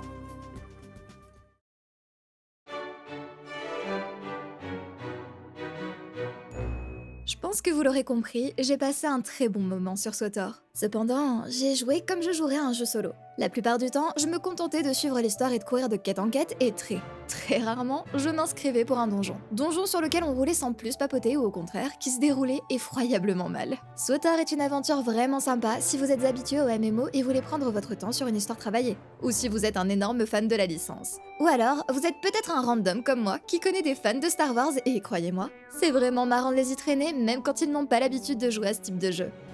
Ah, elle me... Ah. Ça va aller, ça va aller. Il y a bien l'interface qui peut être lourde pour un non-joueur de MMO, mais c'est vite oublié dès la première race bizarre qu'on croise. Ça veut dire quoi si mon sabre il est jaune? En fait, ça dépend de ton cristal Kyber. Ouais, non, finalement ça m'intéresse pas, prends la quête. Servoz a même fait remarquer qu'il appréciait qu'on ne tombe pas dans l'habituel fanservice. À comprendre que sur la plupart des jeux de la licence, on parie sur des personnages reconnaissables tels que Yoda ou Dark Vador pour faire plaisir aux fanboys. Ici, en faisant se dérouler l'histoire des milliers d'années plus tôt, il a pu arpenter l'univers qu'il aime et y croiser des espèces emblématiques, sans pour autant qu'on lui crache des références au film tous les 10 pas. Du coup, j'ai presque envie de qualifier SWTOR de RPG multijoueur. Même en instance, tout a été simplifié pour qu'un groupe de DPS s'en sorte sans avoir recours à un healer, sous prétexte que personne n'aime jouer tank ou heal en ligne. Chose que j'avais même pas remarqué sur ma partie, tant le jeu ne donne jamais de raison de se rendre dans ses menus, mais par défaut, une discipline est sélectionnée pour moi. Or, je peux choisir d'en changer. Tout comme je peux choisir différentes compétences que celles sélectionnées par défaut. On veut vraiment que les joueurs progressent dans l'histoire sans se soucier du reste. Mais je vois pas vraiment comment ça aurait pu finir autrement quand on voit que BioWare pariait sur leur formule habituelle pour le succès du titre. De leur point de vue, les joueurs de MMO avaient droit à des expériences moins qualitatives que les joueurs solo, alors que les objectifs et consommation des deux ne sont juste pas les mêmes. When you're first talking about doing a massively multiplayer game for BioWare, Really, the vision of what that game would be was to bring storytelling, Bioware storytelling, to the MMO space. Ils se sont ainsi tirés une balle dans le pied en réalisant un jeu solo en ligne ne proposant pas de contenu durable face à l'appétit de la communauté MMO. Pour moi, SWTOR tient plus du RPG avec une dimension MMO lorsqu'on a terminé les histoires. Il en détient d'ailleurs toutes les qualités. Mais si vous préférez jouer dans votre coin, vous le pouvez. Et si vous voulez vous challenger sur du contenu haut niveau avec vos amis, vous le pouvez aussi. Cependant, je ne recommanderais pas SWTOR à des joueurs aguerris de MMO recherchant du contenu très difficile, trouvable sur WoW. On serait donc plus sur du light MMO selon moi. Donc, si vous décidez de laisser sa chance à SWTOR, je vous recommande de prendre un mois d'abonnement après avoir fini le prologue. Si vous jouez beaucoup, vous serez pas mal avancé dans l'histoire de votre premier personnage à la fin du mois et vous pourrez ensuite prendre votre temps pour explorer tous les scénarios. Après tout, un MMO free-to-play avec abonnement optionnel, au final, c'est juste une expérience frustrante pour les joueurs gratuits. On crée des problèmes uniquement dans le but d'en vendre la solution aux joueurs. Au moins, vous pourrez profiter de l'histoire sans les limites agaçantes. Et décider par vous-même si vous pouvez les supporter pour la suite ou si vous préférez mettre plus d'argent dans le titre.